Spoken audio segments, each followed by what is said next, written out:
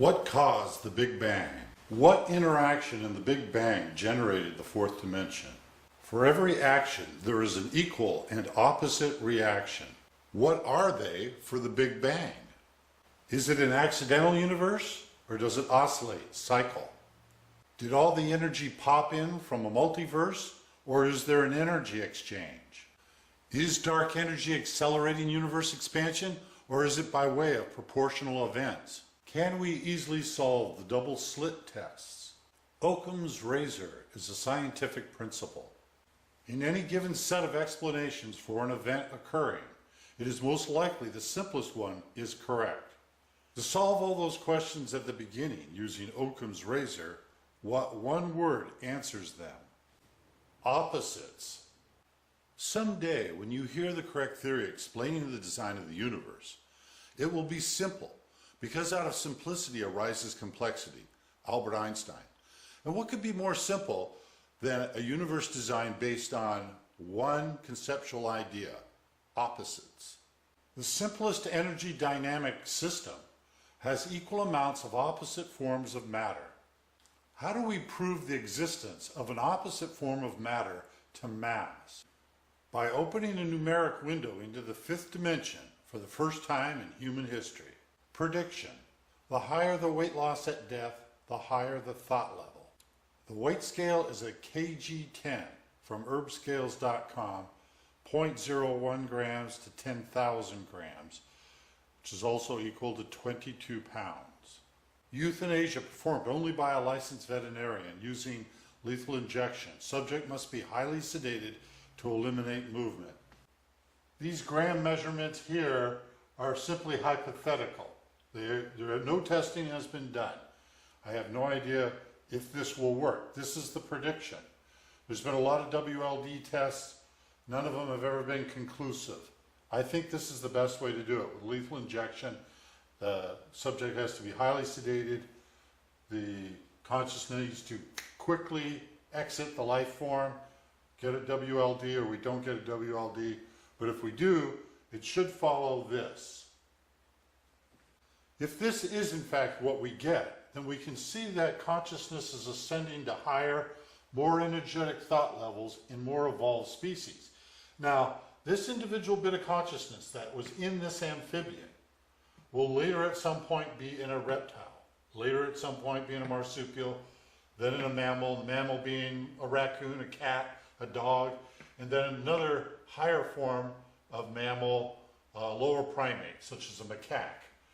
And you can see this is ascending, right? Whereas mass has entropy, which is the opposite direction. And we get an opposite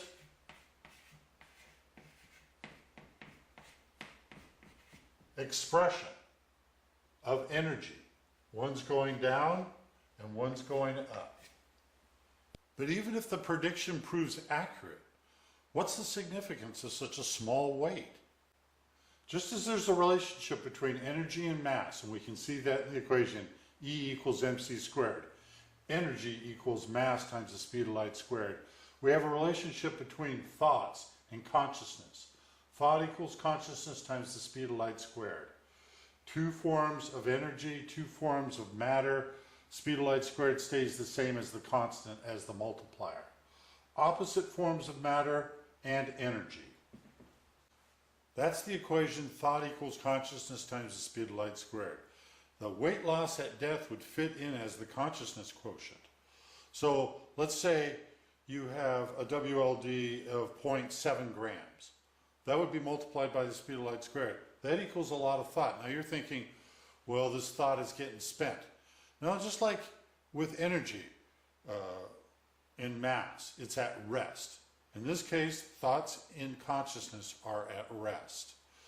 That is to say, you can use them, but they don't get released. It's not like you can stand in front of a rock and transfer your thought energy into the rock and cause the rock to get hotter.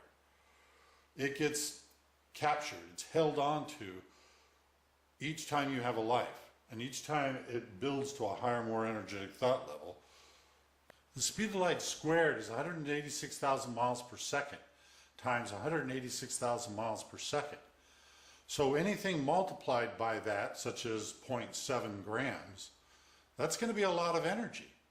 What's the energy exchange in the Big Bang? Release of a thought at rest by all consciousness at peak thought level in the form of thermal energy into the black hole it overlaps. Consciousness thought level drops to minimal, to later fuse with microbes, both of the same thought level, initiating an evolutionary symbiotic positive loop exchange to higher thought levels and more evolved species. The DNA thought support level for an individual is equal to the consciousness thought level. Okay, those lines that are drawn there are to show that in each individual bit of consciousness in a life form, they are at the same thought level. A third-dimensional life form with a third-dimensional brain with DNA that can support a certain thought level is at the same thought level as a fifth-dimensional form of matter consciousness. Consciousness in this manner is utilized in these life forms to ascend to higher, more energetic thought levels. Now, how can a third-dimensional life form with a fifth-dimensional form of matter fuse for a lifetime? This is made possible by the mixed point dimension, the fourth dimension, because equal amounts of opposite forms of matter and the forces acting on them, spreading over space and time, generated the fourth. Then how does mass and consciousness expand and compress in an oscillating universe? Opposite subverses, the engine of oscillation. What are the properties of opposite subverses? Events: Big Bang, black hole. One of them's going out, one of them's going in. Catalyst: Big Bang, it's plasma hot. Black hole, it's near absolute cold. Switch, we'll come back to that. Gravity: after the Big Bang, mass is causing a distortion in the fourth dimension. Once it's gone into the other subverse, into a black hole, its gravity is a vacuum in a void of the fourth dimension. What happens when there's a Big Bang with the fourth dimension? It's generated. What happens in the black hole? It's eliminated. These are opposite events. In the black hole, existing, that's post. Black hole, it's pre. In other words, everything in that subverse with the black hole, consciousness at peak, that's what came first. And then what was developed was this idea for this other subverse, the one that occurs after the Big Bang. Now let's talk about the switching. In 2004, three physics colleagues, Gross, Wilczek, and Politzer, won a Nobel Peace Prize for their theory that the strong force is dominant in the nucleus, in the subverse we're in, right? Without any understanding of the other subverse, right? Well, if the strong force in the nucleus can be dominant in this subverse, can the weak force be dominant in the other subverse? And that's what I'm saying. Every atom in the universe has two forces in it, and up until now, science has very little idea of what the bigger picture of why there's two. There's certain things that each one of them do, but I think the biggest part is this idea of switching. Now, when mass compresses into a black hole, it's said to compress into infinite density, zero volume. I don't think that's what's happening. I think it's like a base runner hits the ball in the gap. He rounds first, rounds second, heads for third. Third base coach is waving him in. He's headed for home plate. Just before he gets to home plate, he gets tagged out by the catalyst of near absolute cold. It causes a switch of atomic force rolls from strong force to weak force. When this switch of atomic force rolls occurs, in the Big Bang, each one of these bits of, one of these particles of mass, however it can be described, is expanding into a full atom. The switch of atomic force rolls, strong force dominant, stops the mass from annihilating, stops it from expanding so far that it destroys the mass. And in the compression into a black hole, it saves it when it switches into weak force dominant from compressing into a singularity. The idea of a singularity is infinite density, zero volume. But if you have zero volume, you cannot oscillate the universe. Doesn't do any good to have an energy exchange if you can't oscillate. So That switching of atomic force roles not only facilitates switching from one subverse into another in an oscillating universe, but also saves the math. What interaction in the Big Bang generated the fourth dimension?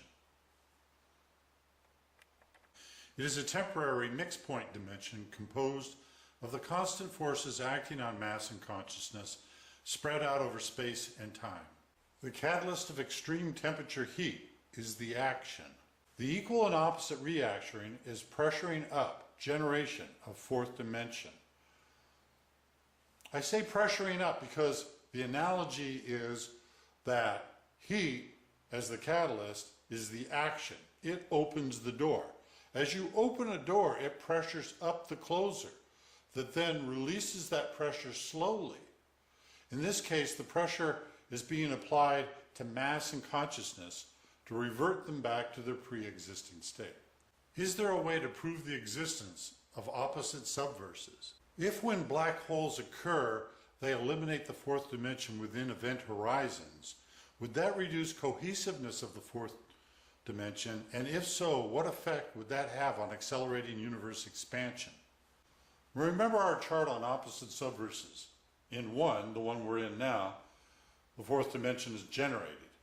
As mass compresses back into a black hole, it's eliminated, right? So the fourth dimension is temporary. By the time we get to the big crunch, because we're talking about oscillation, right? There has to be a big crunch. There will be no fourth dimension. So we're talking about proportional events then. If we have increasing number and size of black holes, if we graph that, put it on a chart and we graph it, that should be proportional to elimination of the fourth dimension, which should be proportional to reduced cohesiveness of the fourth dimension, which should be proportional to reduced resistance to the Big Bang expansive energy, which should be proportional to accelerating universe expansion, which should be proportional to changing universe shape back to a big crunch. This is a rough analogy, but I think it'll get the point across. If you have a fabric of space-time, as it expands out from a Big Bang, all things being equal, if nothing happens to that fourth dimension to eliminate any part of it, the cohesiveness of it will be such that it will slow down and stop, and you'll have a stagnant universe, and what happens to it from there, I don't know. But let's say as it expands instead, with opposite subverses, as it compresses back into black holes, fourth dimension is eliminated within event horizons. So those circles you see on there are to represent black holes. So it's like taking a pair of scissors and cutting holes in a sweater. You're creating voids in the fabric of space-time. That's going to reduce the cohesiveness proportionally to the other events that are happening before and after it. And that's important to understand. As you reduce the cohesiveness of it, you reduce the resistance, the original energy from the Big Bang. And then your next proportional step is accelerating universe expansion. Is there a simpler way to prove opposite subverses? Yes, since all of these different events are proportional to one another, all you have to do to prove it is to prove that increasing number and size of black holes is proportional to accelerating universe expansion. With this new model for explaining universe design via opposites, can the double slit test be solved? Yes. In a universe with equal amounts of opposite forms of matter, mass and consciousness, both of them spreading out over space and time to generate the fourth dimension, both contributed to the spectrum of light, whether we can detect it or not. They're both in there, in the spectrum of light. Mass's contribution is particles. The combination of both is waves. That doesn't tell us what light's contribution is from consciousness, but maybe by knowing particles is from the third and combining both is waves, maybe that'll help us to understand later what light's contribution is from consciousness. Another way to put it is to ask the question, what do you have to combine with particles to make waves?